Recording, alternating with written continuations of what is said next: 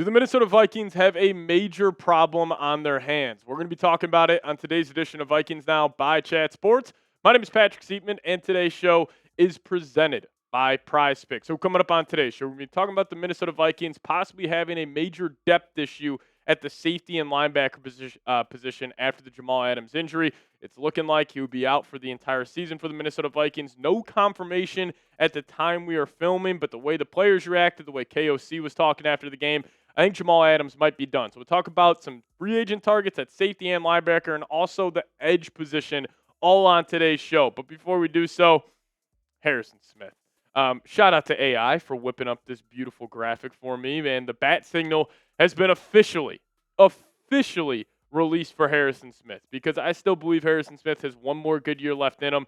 I think he can still come back, play some good football for this team. Can he be an every down safety like he's been in past years? I don't necessarily think so, but I still think he could be incredibly effective and productive for Brian Flores, even at the age he is. But if you guys do want Harrison Smith to return, go down there, hit today's like button. Go down there, smash the thumbs up icon because Harrison Smith, it would be awesome if he could come back to the Minnesota Vikings and return. So if you guys want Harry the Hitman to return to the Minnesota Vikings for one more season, go down there, smash that thumbs up icon.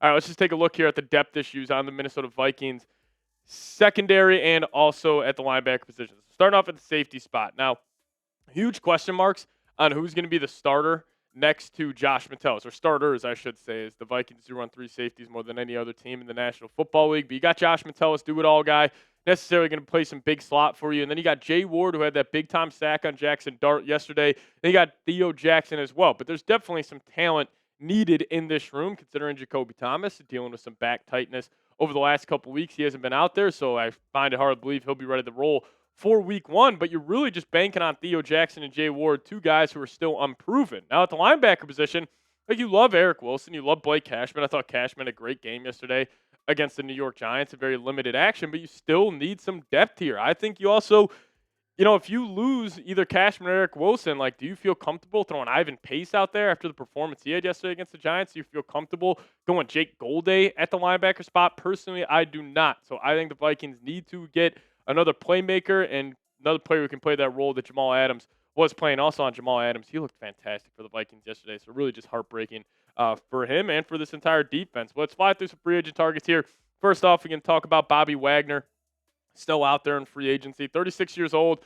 Obviously not the same guy he was back in the Seattle Seahawks days, but he was really good for the Commanders when they made the NFC title run. He was PFF's number one rated linebacker that year. Obviously, he's not the same athlete that he was, but in terms of a guy who can pick up floors of the system right away, I think he's got some juice there. Now, you also got Bobby Okereke, who was released from the New York Giants this past offseason, 30 years old, so obviously a little younger, really good athlete. He's actually, anytime I tossed on the Giants for the last couple of years, I actually thought Okereke played some good ball, and I think his physical profile would be pretty similar to the Jamal Adams role that he was going to play with this defense, so that's an option. And you also got Eric Kendricks, Vikings legend. Him and Anthony Barr were doing their podcast at the Vikings practice facility over the last couple of weeks, so maybe he could potentially return. He played for the Niners last year. I mean, he was a starting linebacker in the playoffs last season. Obviously, he was an all-pro for the Vikings back in his heyday, but he's an option. Then you also got Logan Wilson. Producer Dylan, he is a Cowboys fan, and he told me to steer clear of Logan Wilson. So I'll take his word for it. But he is still 30 years old. Good athlete. Had some good moments for the Cincinnati Bengals. Wasn't too good for the Dallas Cowboys this past season. Then you also got Matt Milano. Milano was one of the best linebackers in the league just a couple of years ago. But when he lost that twitchy first step, definitely saw his play fall off the map a little bit. But he's 31 years old, and he's out there as well. So those are 5 linebacker free agents the Vikings could potentially bring in. If I'm picking any of these guys, it would probably be between Okereke and Bobby Wagner. I'd probably lean Okereke just since he is 6 years younger than Wagner. But you guys hop down in the comment section. Name a free agent the Minnesota Vikings should sign. Is there a guy out there that you think Minnesota should pick up the phone and call them about potentially joining the team? Let me know your thoughts down below. Name a free agent the Minnesota Vikings should sign. Now we'll dive into some safeties and some edge rushers here in just a second, but I do want to give a massive shout out to our good old friends over at Prize Picks. And if you guys plug in the promo code HMA, we're going to hook you guys up with $150 in bonus lineups after you play and win your first $5 lineup. Prize Picks is the best place to win cash while watching sports. The app is incredibly easy to use. All you got to do is pick more or less on a few player stats and lock in your lineup. Prize Picks is available in most states, including California, Texas, Florida, New York, and of course, Minnesota, and it makes watching all my favorite sporting events that much more enjoyable as I follow my Prize Picks lineup throughout the entire game. But you guys can also follow lineup throughout the entire season. We're going to take the more on Justin Jefferson receiving yards, more on Kyler Murray rushing yards, and the less on Amon-Ra St. Brown receiving yards for this upcoming season. That's a $20 lineup, pays out $120. Now, you guys can also see all my lineups on the Prize Picks app by giving me a follow over there. The handle is at Pat Sieps, PATSIEPS, to see all my lineups. But sign up for Prize Picks with promo code HMA.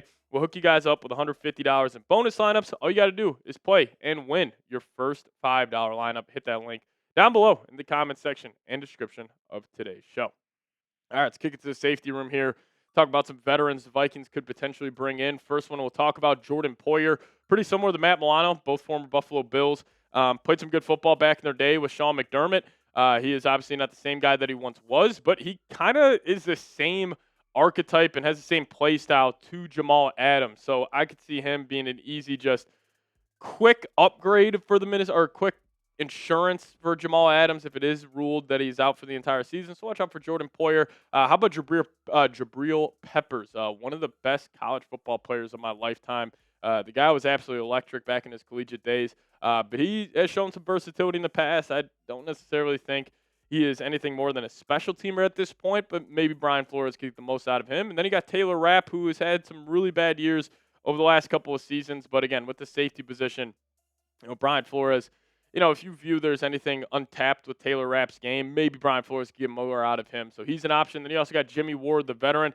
He's got some off-field issues going on right now, but, if the Vikings want to look the other way, he wouldn't be a bad option as well. Very versatile safety, has played some good football, throughout his entire NFL career. So that's who we got to replace Jamal Adams, but there is also another position group that I think the Vikings need to address, and that is the third edge rusher on the Vikings roster. It is still a massive need. I think after watching the Giants preseason game and seeing the drop-off from Dallas Turner and Andrew Van Ginkel to that third edge rusher, whether it was Tiernan Ingram-Dawkins or it was Tyler Batty or Bo Richter, whoever was out there. Now, Bo Richter had a sack yesterday.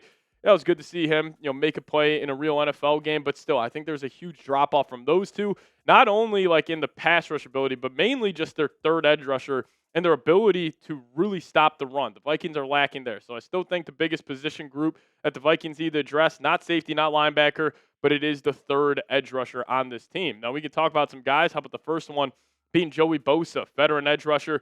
Played some good ball for the Buffalo Bills last year during the first half of the season, but he fell off pretty quick, and I think that's the biggest reason why he is unsigned. He's been fairly healthy the last 2 years. 5 sacks, back-to-back seasons. He obviously offers you some good pass rush ability. He was really good against the run during the first half of the season for the Buffalo Bills. Wasn't able to maintain it, but 5 forced fumbles this past season, 9 TFLs. 5 sacks. You could do a whole lot worse at your third edge rush position. The only problem is he is 31 years old, and he's had a lengthy injury history as well. Now, another edge rusher that's got all types of experience winning the NFC Conference, Leonard Floyd. He was with the Los Angeles Rams and Kevin O'Connell back when they won the Super Bowl, and he was fantastic that year. Back in 2022, 9 sacks, 10 TFLs that season. In 2023, kept it going again when he went to the Buffalo Bills. 10.5 sacks, 19 QB hits. He has played in some big-time games in his NFL career.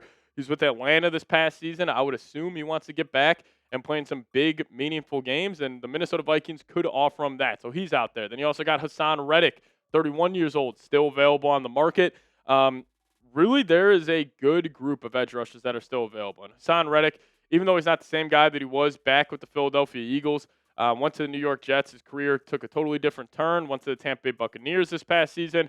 Only 2.5 sacks, 6 TFLs, but still him in a condensed role as the third edge rusher. Not a bad idea if I were the Minnesota Vikings. Then you got the veteran who, has been a guy that's been comped to Dallas Turner a ton. That's Von Miller, 37 years old. Still was pretty productive for the Washington Commanders this past season. 9.5 sacks for Washington. Was pretty poor against the run last year, but again, in a tertiary condensed role, he makes some sense. Now, the Bills gave him that massive contract, and the 23 season did not go well. He was dealing with injuries.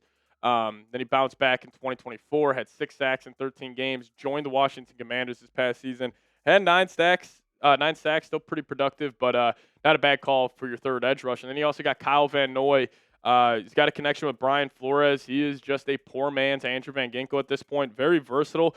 Did have a pick six last year on Joe Burrow, which was good to see.